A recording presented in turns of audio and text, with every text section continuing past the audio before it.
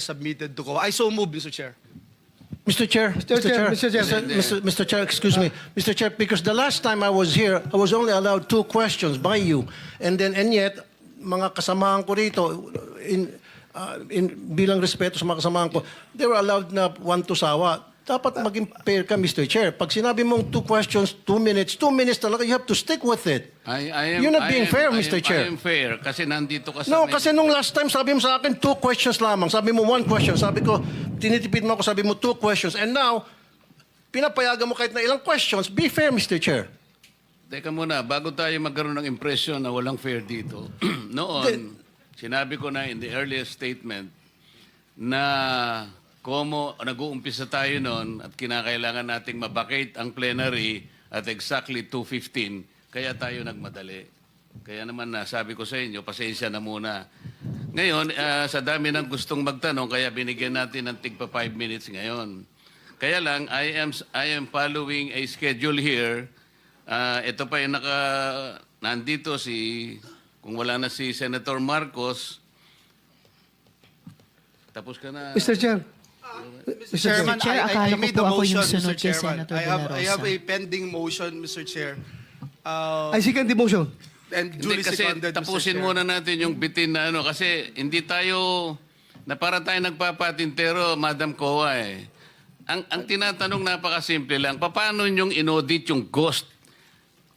Bago po bayaran ng COA yan, pipirma ang resident auditor. Pati yung area auditor ninyo, meron kayong area director eh. Ibig nyo sabihin na bayaran ito nung walang pumirma na auditor? Your Honor, ganito po yung procedure natin.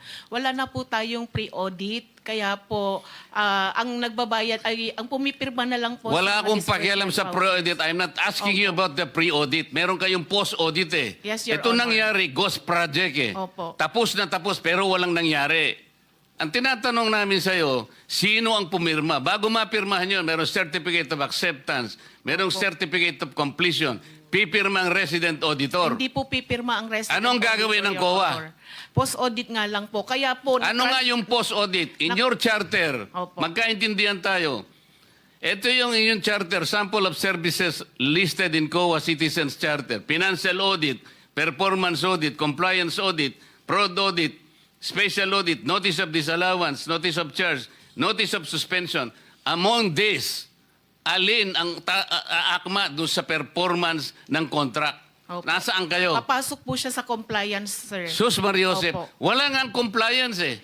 Ganito po, Your Honor, marami pong observation ng mga auditors natin pagdating po sa compliance nila sa procurement. Sinong mag-a-avail ng compliance? Hindi Sino pa- yung auditee? DPWH po sa case po natin Oo. ngayon, Your Honor. So anong nangyari?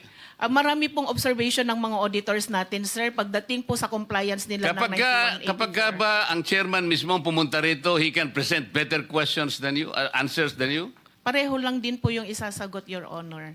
Kasi ganun Pareho po ang yung proseso isasagot. natin. Opo. O, sandali lang. Let us follow the... Mr. Chair. Mr. Chairman, Mr. Chair. I'm now being tempted to raise a point of order, Mr. Chairman. I made a motion duly seconded, Mr. Chairman,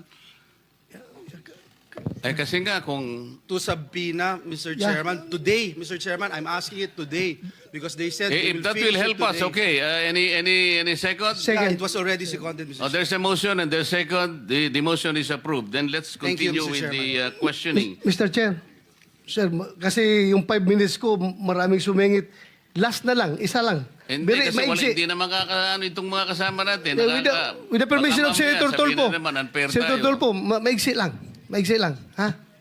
Di ba, Mr. Chair? Kasi ang ako sabi po ng, susunod? Mr. Chair, sabi ng COA, Teka muna, with the permission of Senator Tulfo. okay lang? Clarification, Mr. Chair. Akala ko po ako yung Oo nga, kasunod kayo na po ang ni susunod. Senator Kaya De La lang, ang Rosa. daming ayaw pang bumitaw. Wala Hindi, tayong hindi. mga- Hindi ho, Marami naghihintay kayo naman po last ako. na daw, last. Tinatanong ko Oh, lang po yung last. sequence. And then, Salamat, last, Mr. and then Chair. Senator Risa. Salamat, Mr. Chair. Pagkatapos wala na si Senator Amy, Senator Rapi.